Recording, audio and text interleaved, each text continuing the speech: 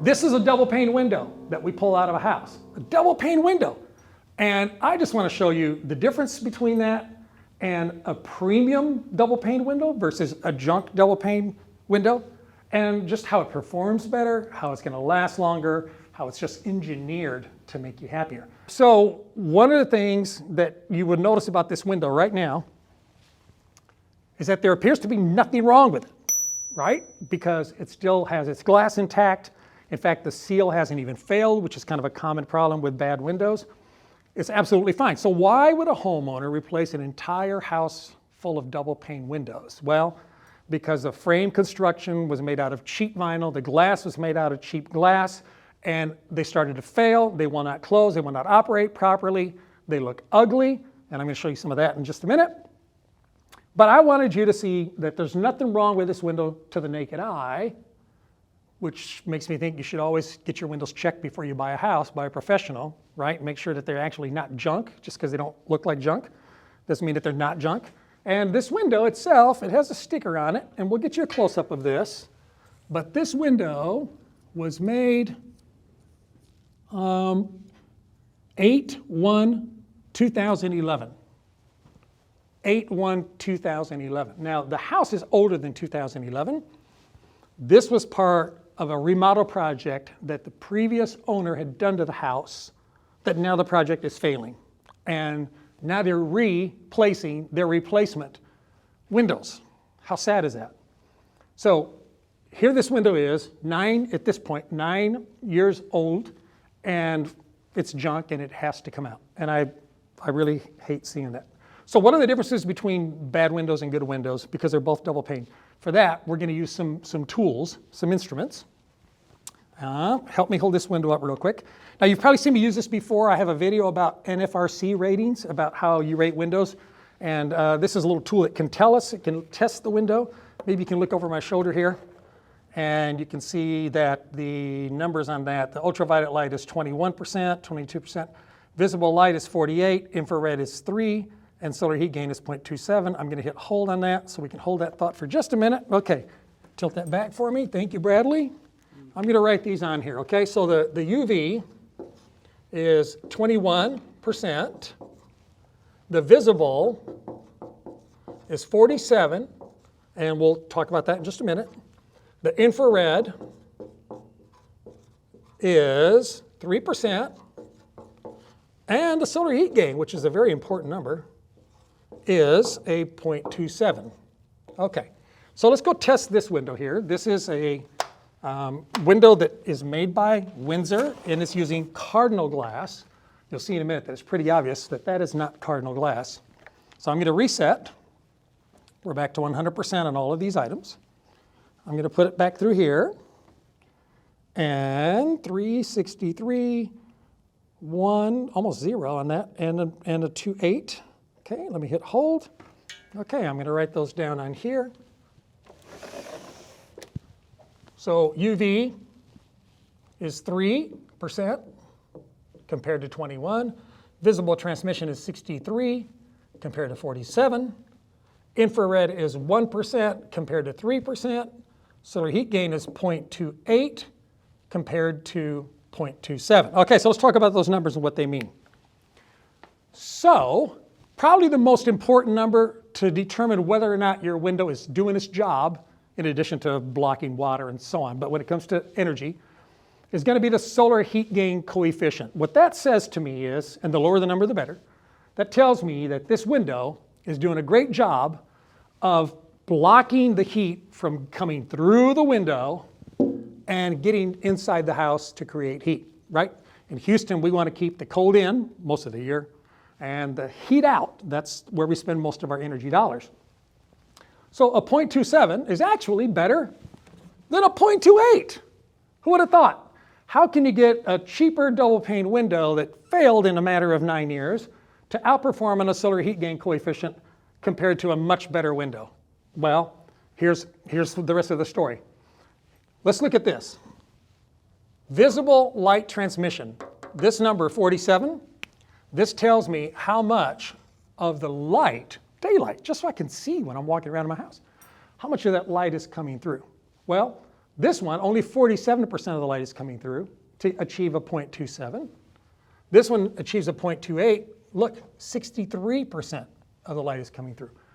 63% light compared to 47% light for one almost insignificant decimal difference there. Now here's another thing to look at. Infrared. Infrared is 49% of the sun. The rays that hit us from the sun, 49% of them are infrared rays that come into your home, and they come through this window and they actually carry the heat. So infrared here is 3%, infrared here is 1%. So here's how they did it. What they did was they said, we're going to make our product darker to achieve a good number because it's going to cost me more money to make this number lower. So this company said, no, we want a good number, but we don't want to do it by reducing light. We want to do it by reducing ultraviolet transmission. Think about it this way. This number and this number are kind of like a teeter-totter, right? The better this number performs, usually the worse that number gets. So the better performing the window is for letting heat in, the darker the house becomes. Now, if you have an older home with big window overhangs, okay, like say a 1950-something, a modern type home with big overhangs, and you have lower ceilings in your house, and you don't have 10 windows across the front of your house, you have fewer windows, this is going to be brutal. I mean, that is really going to hurt. If you thought your house looked dark now, it's going to look like a cave in order for you to achieve that solar heat gain number. This one's going to give you the performance you deserve with more light. Now, I don't know if you'll see it on the camera, but even just standing here looking at these two windows side by side, if you look through this and you look to the wall behind there, you'll see that the window on the left is not, I mean, just visibly, it's not nearly as dark as this window is on the right. Now, ultraviolet. What is ultraviolet? Ultraviolet rays are the ones that actually cause skin cancer. That's when you get a sunburn. If you stand outside in the sun too long, the UV rays will cause damage. They also will cause damage to your furniture, to your fabrics, to your flooring, to your carpet, to your children, if you let them stand in front of the window for too long. So this one doesn't do a very good job of blocking the ultraviolet. 21% of the ultraviolet comes through, where on this one, only 3% of the ultraviolet comes through. 3% compared to 21%. Now, here's the thing. Here's the little trick that they pull on you when they try to sell you a window. They'll come to you and say, guess what? My solar heat gain number is a 0.27. I'm better than that guy. He's a 0.28. I'm a 0.27, and I'm half the price. Well, yeah, but you're getting less than half the window because your infrared is really high, okay, which is not good. Your visible transmission went way down compared to that one. The ultraviolet's coming through and cooking your furniture compared to this one. And that's before we even talk about the frame quality and the install quality and the warranties. But it looks good on paper, doesn't it? It looks good on paper. So let me give you an example. You're going to laugh, I hope. If I said to you, look, my vehicle gets 40 miles per gallon, you said, oh, that's pretty good. That one over there, that one gets 80 miles per gallon. Just on that information alone, you'd pick the 80 mile per gallon one. Well, what if one was a Rolls Royce and the other was a Vespa, right? A go-kart. There is a big difference. Just giving somebody a performance number that sounds good doesn't mean it's a good window. And in this case, that's the proof of it. Now, we're not done testing. Come on back here, my helper. And by the way, most of everything I say on these videos is my opinion, okay? Forgive me if you disagree. But this isn't. This is actual science. These are actual numbers generated by this tool. Okay, so on this one, this is going to tell us the glass, what is there, and it's going to tell us the thickness of the glass, the overall thickness of the whole unit. It goes dark when it's reading the numbers.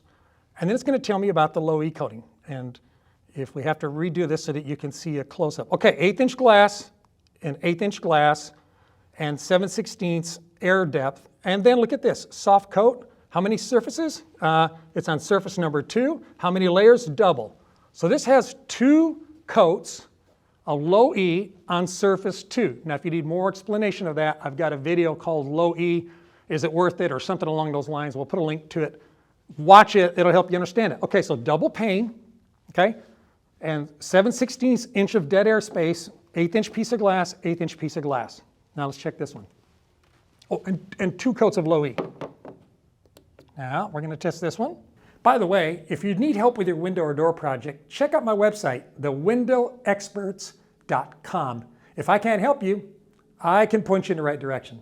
And what you're going to find is that this unit has the same glass, 1/8 inch and 1/8 inch. It has a 1/2 inch of dead air space, and it has Surface 2 soft coat, triple coat compared to a double coat of low E. Okay, so let me make sense of all of that for you. I could argue if I was a salesman selling this window. Yes, sir, mine also has 1/8 inch glass, just like that beautiful Windsor product has. Oh, yes, sir, mine has two layers of 1/8 inch glass. And I could even argue as a salesperson, and guess what? My window only requires 2 coats of low E, and it gets a better performance than the other guy who costs more, who has 3 coats of low E. And that would all sound good on paper, because you're never going to see these two windows side by side unless you come here and let me show you. But here's what he's doing. He's getting this is like a rounding error probably. He's getting 1 point better on solar heat gain with 2 coats of low E, and it's darker than this window. This one is virtually identical, doing it with 3 coats of low E and getting better visible transmission, better ultraviolet protection, and better infrared penetration as well. How do they do it? Well, it's the quality of glass. This company can take 3 coats and look better than this company does at 2 coats. Now here's where homeowners would make a terrible mistake, and they would regret it forever, and they say, Jeff, I wish I'd watched your videos earlier. Most of them would have seen a quote from a reputable company like ourselves using Cardinal glass, which is the best in the industry, and we would have showed them a 3-coat low E, a triple low E. They would have said to this guy then, I think I'd like a triple low E on your window. And he says, well, absolutely, I'll give you a triple low E. In fact, it's probably going to take them down from a 0.27 to like a 0.25. And then everybody would be even more excited. But you know what else would go down? This visible light transmission would go from 47 to somewhere in the low 40s, maybe even upper 30s. It would start to turn into a cave. So what's better? Do you really want to have a 0.25 compared to a 0.28 and have 3 coats of low E and be in the 30-something% visible transmission compared to the 63%? So what I'm saying is, this is a true athlete. This is an athlete that's been doping up, right? You see those people that shooting all kinds of dope and they got that big forehead and they get road rage because they're going crazy with all the steroids in their body. This is a window on steroids trying to make up for the fact that it's cheap and it's bad and it's ugly and it doesn't do a good job. This is the real genuine deal. This is the pure stuff. This is what you get when you buy a better window. You get better performance with better lifespan, and it looks better at the same time. It doesn't just work good, it looks good doing it. That's the big difference. And it's in the science, the numbers are in the science. We're not making any of that up. Okay, now I want to point out some just differences between the windows. Forget about the glass, because the glass could be in any window and you could have those same issues. One of the things I noticed about this window, and I thought, wait a minute, this can't be right. Maybe somehow it's the way it's sitting, but help me again with this, Bradley. If you get way down low and look, do you see how this looks like it's bowed across here? You see that, how that's actually warped a little bit? Now it's easier to spot if you follow this line right here. Right here, this is called a glazing bead. This piece is a glazing bead. If you notice here in the middle, it's actually inside the frame. If you notice here, out here at the ends, you can actually see the bottom of that glazing bead. Same over on this side, same thing. So I thought what you're thinking right now, yeah, that's one of those salesman gimmick things. Let's put it down on the ground. It must be that it's sitting up on that block of wood, and that's why that thing is bowed and ugly. All right, so let's put it down here. Push down on that sash, would you? Let's make sure we're not cheating in any way. Pushing down as hard as we can. You can still see right here, look. I can see the bottom edge of that glazing bead. It disappears in the middle, and it reappears again over here on the right. If you've watched my videos and I've talked to you about bad vinyl, I've talked to you about what's called a smiling window, a happy window. The happy window is usually right here in the middle. This one doesn't have much of that. It does have a little bit of a bow here, but this is what's called the frowning window, where the bottom actually arches up at the center. And what that's caused by is the fact that the vinyl, you ready for this? The vinyl's so cheap and it's so much junk that When this window gets anchored down, the springs that help assist this sash from opening and closing properly, help balance it, the springs are attached down here. And actually the springs start to pull that vinyl up over time when the window's not in use, just because it's attached down there. And then it ends up sucking it up into the center. Why? Well, because windows, if they install them properly, you never put a screw in the bottom of a window. So they can't put a screw in there to hold that down.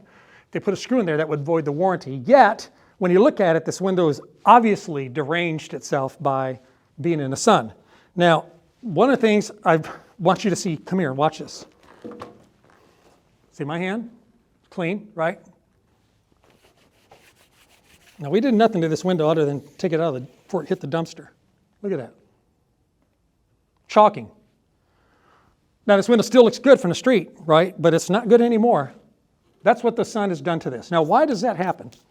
The reason that happens is because there's an ingredient that goes into vinyl windows that helps it resist ultraviolet light and helps it last longer. It's called calcium carbonate. And calcium carbonate works really good to help make the window resistant to the elements of the sun. And titanium dioxide is the one that helps prevent the ultraviolet light from destroying the vinyl. So titanium dioxide, calcium carbonate, very important for windows. Titanium dioxide is the most expensive ingredient of the inert ingredients that go inside of a polyvinyl chloride window, a PVC window, a vinyl window. And so the less of that you can use, the more bottom line profit you can have at your corporation at the end of the year. And in this case, it appears to me that they really didn't use very much of it. And therefore, the sun has made this effect on the window over a period of time. Now, just so you know, it actually is the sun doing it. I'm going to rub my hand. Look, here's my other hand. It's still clean. This one's dirty still. You can see it's clean. So it's not happening on the inside. It's only happening on the outside, which tells me that they've not done a good job of protecting the vinyl when they made the vinyl. And they saved some money. And because of that, this window's being replaced at 9 years of age. Another thing I think you should look at too, because remember I always talked to you about installation? I want to point out something to you. Look at the top of this window. Do you see how dirty that is? The reason this window's so dirty is because when it was installed, all they did was caulk the window. You see a little bit of caulking right here, and not much. They caulked the window around the perimeter of the house, and they did nothing to protect this window itself from being exposed to the elements. If this window was not exposed to the elements, you probably wouldn't be seeing all this dirt on here, would you? You wouldn't. Look at the caulking that they used here on the sides. I mean, don't get me wrong, it's not going to be pretty, right? Because when you go to caulk, you've got brick or you've got sheetrock or something else in the way. But look at this, how it's not even hardly flexible anymore. It actually is crumbing on me. It's actually failing. And what is to keep this window from allowing any moisture or dirt, in this case dirt as well, obviously, from coming through into the house? Almost nothing. This actually is not the fault of the window. For that, I'm not going to blame the window. I'm going to blame the window installer. It's really disappointing. I've told you many times that a good window with a bad installer is a bad window. If anything, I'd rather have a bad window and a good installer. This window still would have failed due to the other reasons, but by God, if we'd installed this window 9 years ago, you wouldn't have seen all this dirt up here because they just didn't do it right. They didn't install it right. Another reason they got rid of this window, come around this side, look, is it just will not operate. Okay, can you hold that down? Yep. Ready? Hold on, let me try to. Okay, I'm going to tilt this. This is a tilt window, by the way. You've seen my video about tilt windows. If you haven't, you should watch that. Okay, there it goes. Okay, now imagine that was your 4-year-old daughter, second floor, trying to get out of the window when there's a fire. Oh, like butter. What a piece of junk. And then you know, we fight off the industry blemishes. People are like, yeah, I bought windows from a guy and he was a scammer and I hated my windows. And not all windows are the same. Not all window companies are the same. Not all installers are the same. And here's a real good example of a real bad window. Better looking window, better performing window. And that's why just because you have double pane windows doesn't mean you have a good product. I heard a saying one time, and I never say this to people to their face because it's rude, and I'm not a rude guy, but it's a true statement. And when it comes to home improvement industry, there's a saying that says, never enough money to do it right the first time, but always enough money to do it again. And that's the case here. They saved a little bit of money doing it this time, and then they had to spend all of that money and more again to do it a second time. Don't make the mistake. Information is power. The more you know, the better decisions you're going to make, and we're here to help. If you do live in the Houston area, please set an appointment to come in and meet with Bradley, or come in and meet with me, or let us come out to your house. It's a free service. No pressure, no obligation. We treat you and your home and your family with honesty, with dignity, and with respect. Thanks for watching. Have a great day. We'll talk to you again real soon.